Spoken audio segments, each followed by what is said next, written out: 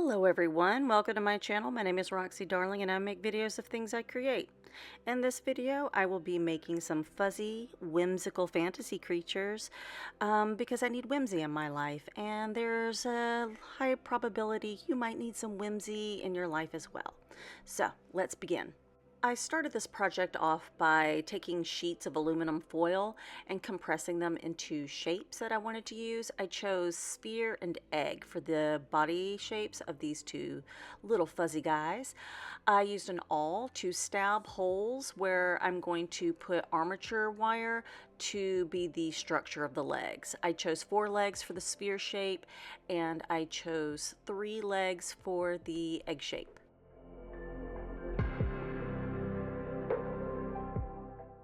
I used hot glue to secure the legs, and then to make them a little bit more sturdy, I used hot glue and thin, probably 24 or 26 gauge wire to build up at the base of the leg and then wrap it all the way down the length of each leg.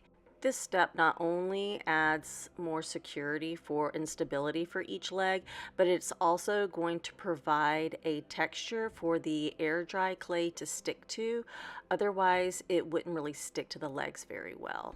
For an additional way of getting this to stick to the aluminum foil and to the legs, I used some school craft glue just to get it to stick on there a little bit better for the first layer. And then I'm not really trying real hard to get the first layer smooth. It's really the second layer that I put on that I really focus on smoothness of each little clay body. It would be at this point, if I wanted inset eyes, to press into the aluminum foil base eye sockets, but I chose more bulbous eye socket things for this piece, so I did not do that. I ended up liking it for the egg shape, but not so much for the sphere shape. So heads up if you decide that you want to make fantasy creatures from simple shapes, to press in eye socket areas, if that makes sense. As you can see, I started the second layer, so I added some water, put down some clay, and I pressed it out with the palm of my hand. And now I'm going to start really focusing on blending my edges. I really love these metal clay tools, so I'm going to leave a link to those in the description below. I don't make any money off of them, I just love them and I want to share the joy. I also found this like plastic mesh thing in some packing material, and so I used that to also kind of blend out any lumps or bumps. And then I grab a makeup sponge to really like smooth everything out, because I want to sand as little as possible.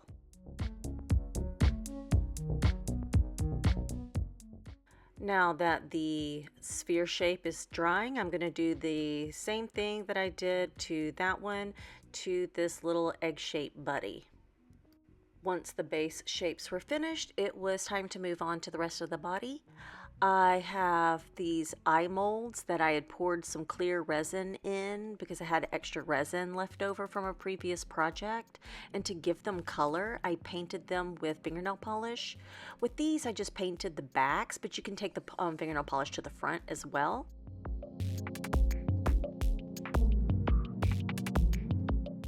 After that was done, I grabbed this round rotary tool to just kind of roughen up the surface so the primer has something to stick to. Otherwise it might not stick to the resin so well.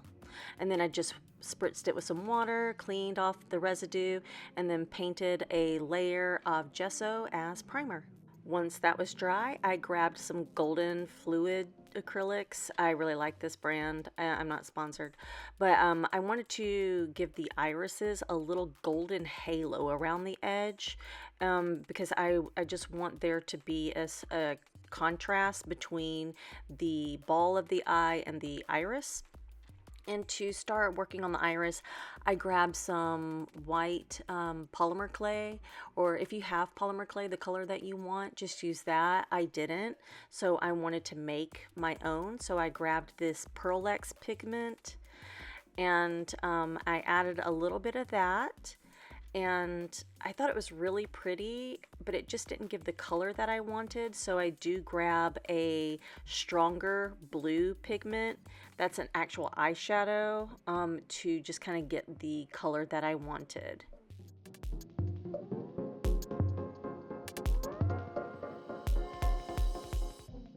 After I got the desired color, I tore off a little bit, formed it into a ball, and then decided to place it into the little crevice and pressed it in with a ball stylus. I grabbed a craft knife and I'm using the back of the blade to establish up, down, left, right. And then I'm gonna just, once I get the main lines in, I'm gonna start going in and adding little bitty lines. That way it's more organic and not so rigid. But I just wanted to get those lines established first. Once I get everything looking kind of how I want it, I go in and start focusing those lines towards the edge. And I'm going to push that clay in towards the center because I want that gold line to show. And it also just looks really good. If you look at an image of an eye, it kind of looks like that. It's layers of these lines and crevices and larger holes. So I grabbed a larger sculpting tool and started making those holes larger so you could see it. And then, of course, we need a pupil.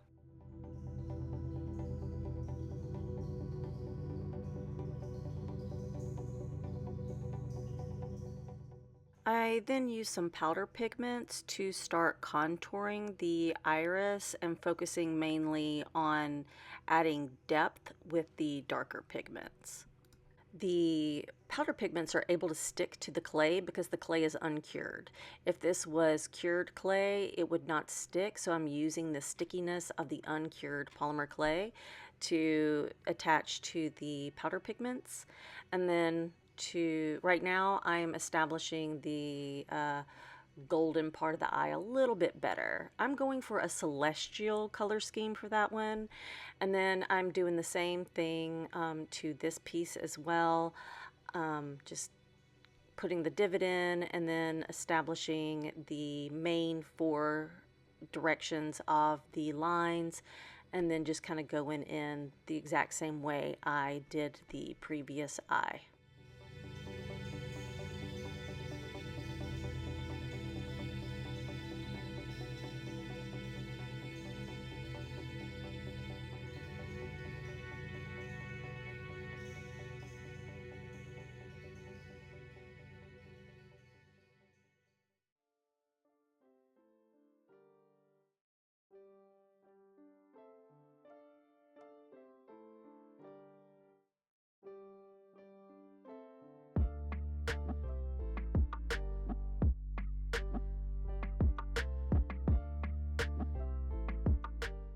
All right, I finished the iris on this one, and these are the ones that I've made so far. I'm only going to use two, but I made some extras just in case.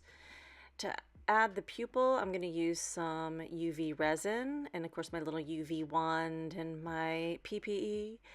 So I'm going to grab the little eye, put a little dot of resin, and then for this eye, I'm going to use a faceted kind of antique gold crystal. I think it's a little gemstone.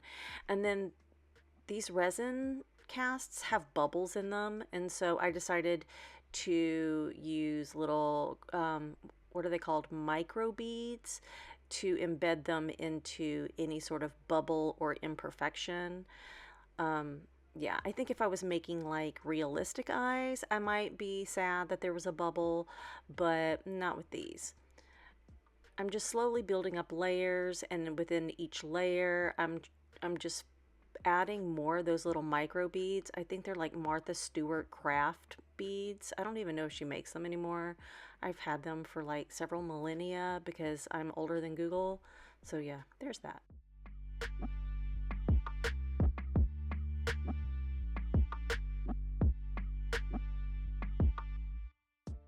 Now it's time to use resin to dome the eyes, and once I get those to a nice roundness, I'm going to cover the entire eye with resin and let them cure. And yeah, this is the one I chose for the egg shape buddy. I was really proud of it. And so, yeah. And then here's the one I chose to use for the little sphere guy. And I just used some hot glue to glue them on.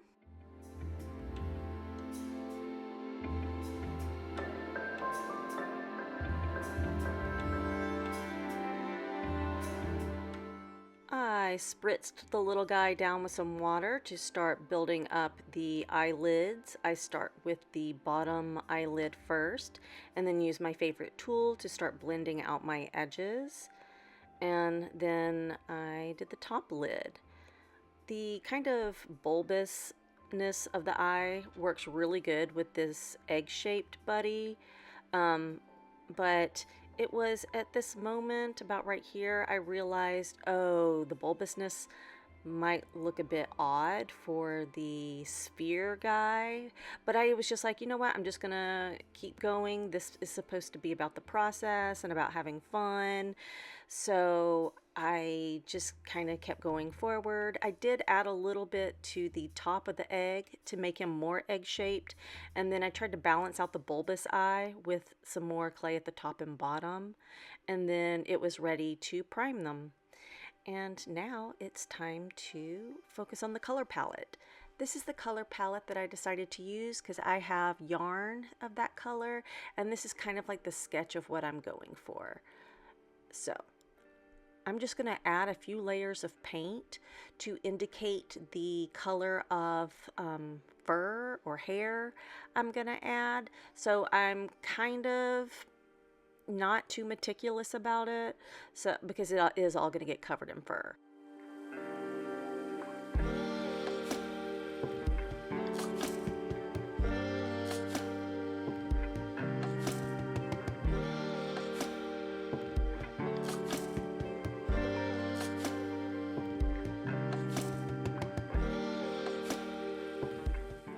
Once they were painted, I wanted to establish where the decorative fur was going to go.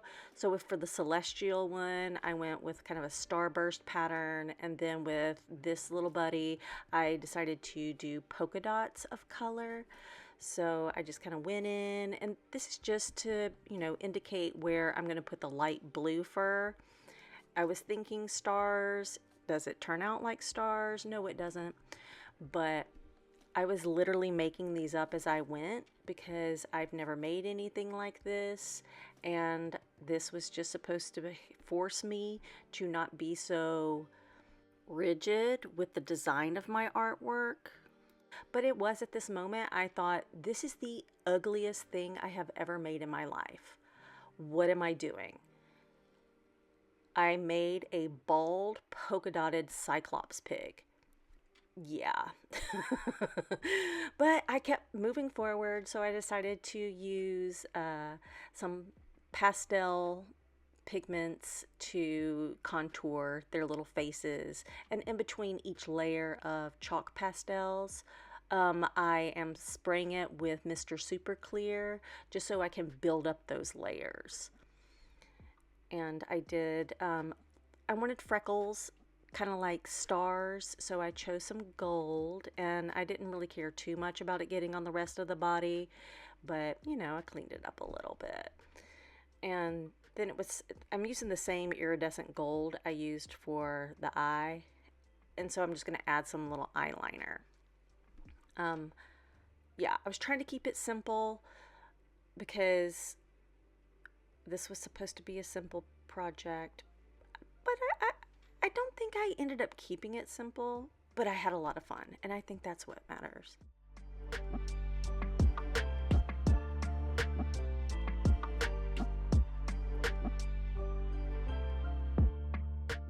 I did grab some chalk pastels that correlated with the color of polka dots because I wanted to bring that color in closer towards the face, because this one's little fur is going to be kind of poofy and colorful, so I wanted to draw the color all the way in towards the eye because I wanted the eye to be the focal point, but I don't know.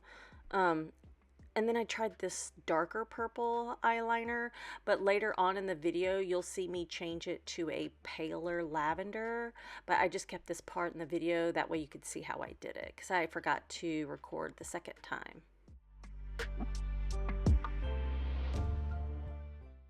And now it's time to start working on the fur because I have a lot to do.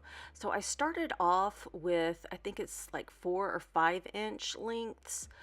And it was the same little card that I use when I'm making doll hair. And I do the same process. I put it onto the little skewers, and then I divide the yarn, and then I brush it out with a cat brush. And then I did that to all the colors that I'm going to use. And then I used a little bitty flat iron to make the fuzz super glossy and straight. And once that was done, it was time to make them into wefts. So I put down a line of glue, and then I laid them on the glue, and then I just kind of massaged the yarn into the glue. I originally used some, I think it was Gorilla Glue, clear Gorilla Glue, but I do switch the glue later on. But now you'll see me just slowly starting from the bottom of the piece and working my way up to the top. I am cognizant of which way the fur lays. And it was at this point I realized, oh yeah, I wanted to add details later on that require metal pins, because I'm gonna add these little details that poke out of the fur. And so I went ahead and drilled the holes first so the drill wouldn't get caught in the fur. And so I just kind of keep that in mind while I'm gluing the hair on there. I am using a waterproof glue just in case I decide to use water in the hairstyling later on in the video. I knew if I used craft glue that school glue reconstitutes. So I just kept those pins in, and so I wouldn't lose the holes that I drilled. And I'm realizing the hair that I had made is way too long. So I made a shorter little card. I think it's like 2.5 inches or 2 1/8 of an inch.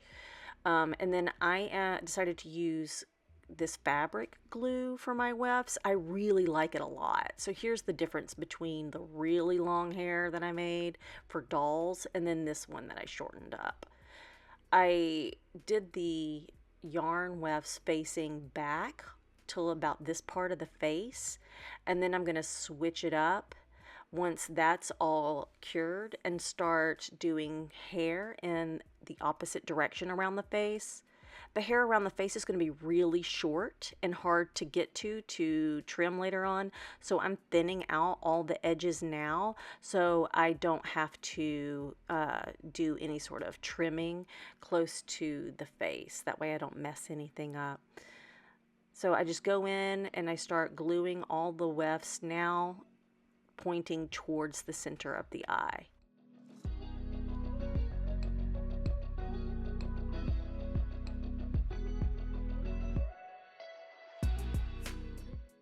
Once that was done, it was time to work on this line around. So what I'm going to do is I'm going to grab some yarn wefts and glue them in one direction facing towards the eye, and once that dries, I'm going to fold this down to cover up that line and have it go the opposite direction. So I'll show you. I'm gluing the yarn weft towards the eyeball all the way around. And now that it's dry, I'm going to fold it back and just kind of use some water and to really press it down in these little hair clips. And then I'm going to wrap it in some little netting and let it sit overnight. That way it can dry really well. And then once that's done, I'm going to take the netting off and the clips off. And then I'm going to start taking yarn wefts and fill in that gap. So yeah, it's about to get real poofy. While that dries, I'm going to start adding fuzz to this pig. This is seriously wild how ugly it is, but I persevere and I think it ends up really cute. But just like the other one, I just use that waterproof Gorilla Glue and just start adding the wefts and using the color as my guide until I have the pig, the Cyclops pig, just kind of fuzzy all over, except I'm going to leave the face like it was. And this is when it starts getting really creepy. It looks like, if you've ever seen Goonies, Sloth, it's like if Sloth had a My Little Cyclops pony.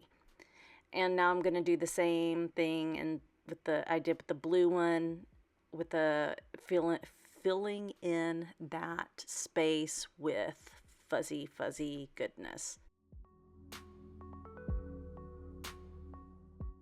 My egg went from a bald egg to a fuzzy creature that needs a haircut. So let's take a lot of this fur off.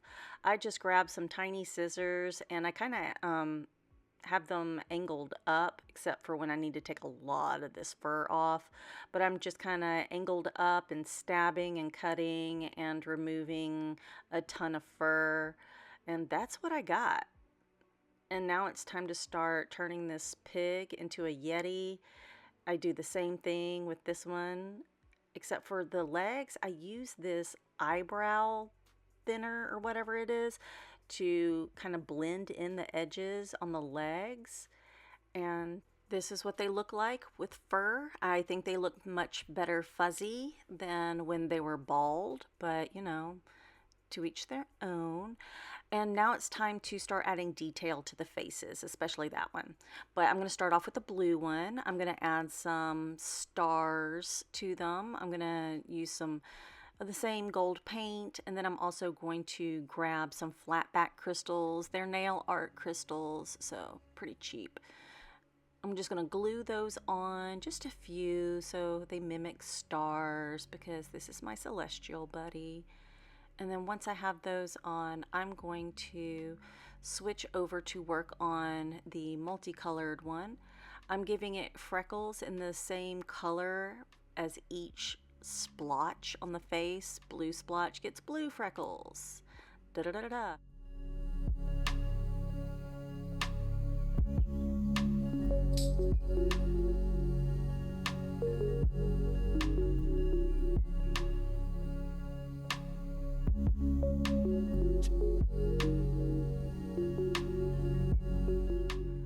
Once the preferred level of bumps have been achieved, I'm going to give this Yeti some horns. So I grab some polymer clay and just kind of cut it in half. That way I know I have the same amount of clay for each horn. And then I'm just going to roll them into a taper where it's larger at one end and a point at the other. I'm going to curl them up, and then in order to make them attach to the head better, I'm going to poke a hole in it where my armature wire will go. Now that I have both of them, it's time to prime and to paint them. I'm going to use the same paint that I did painting the dots on the body, and then I'm going to go in pink, green, blue, purple, and I'm going to do that in stripes all the way down to the base for each one. I think I ended up doing 2 or 3 coats of paint for each horn. And once I get them looking like I want, I go in with some Liquitex gloss varnish, and I did 3 layers of that because I want them to be very glossy, almost like candy. And now it's time to start making the little details for their bodies. I used 3-inch floral pins because I wanted to be able to determine the length of the pin. So I just grabbed ones that were extra long. And for the blue and gold buddy, I painted the pearls gold with a mixture of Mod Podge and Pearl X pigment. Glued on a bead and then glued on a sequin that's the shape of a flower. I think I used these sequins in almost every piece. And then I stuck them into something on the side so they don't fall down while they're gluing. And then I found these little leaves and buds that I've already made and primed, and they're ready to be painted. I found them in a Ziploc bag from an old piece, and I decided I wanted to put them together with some floral tape, and then I was going to paint them. And this is going to be a little sprig on the top of the head of the celestial buddy.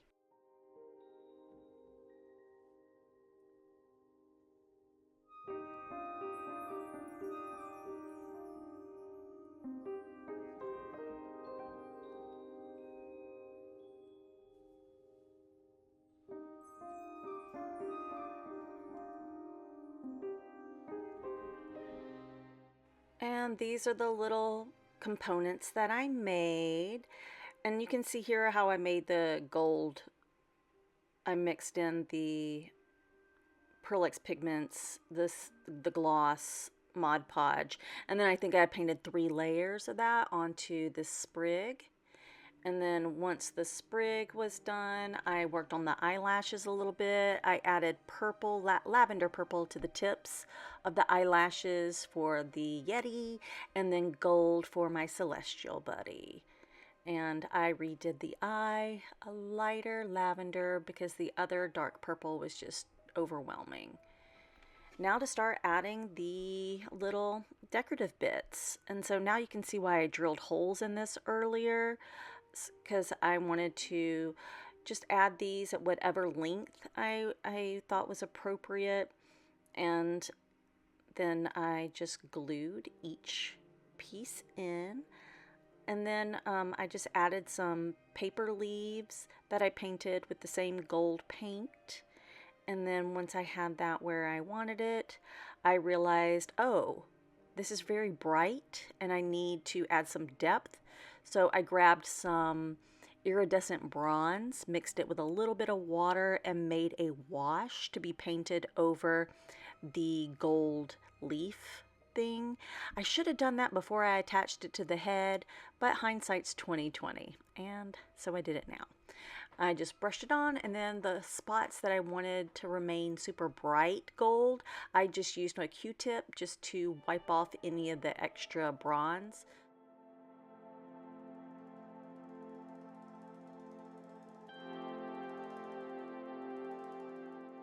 So here's where my rotary tool kept getting caught in the fur of the Yeti because I forgot to pre-drill holes. So yeah, I will not be doing that in the future. But yeah, I drilled the holes so I could attach the horns, which I think look super cool. Yeah, and then I added more holes and beads for the fun detail. And then once I did that for both pieces, all I had left to do was to attach their eyelashes, paint the pink one's legs, and they were finished. Here we go. These are literally the funniest things I have ever made in my life. I thought they were heinous the majority of the way through, but then they turned out being some of the cutest things I've ever made, and I want to make more. But there's a lot of things I want to make, so I'm not quite sure what my next video is going to be. I think I need a break from making yarn wefts because I made yarn wefts for a month straight. So yeah, but thank you for watching this far. Like, share, subscribe, all that jazz, and I will see you as soon as I can, and stay safe out there. Bye!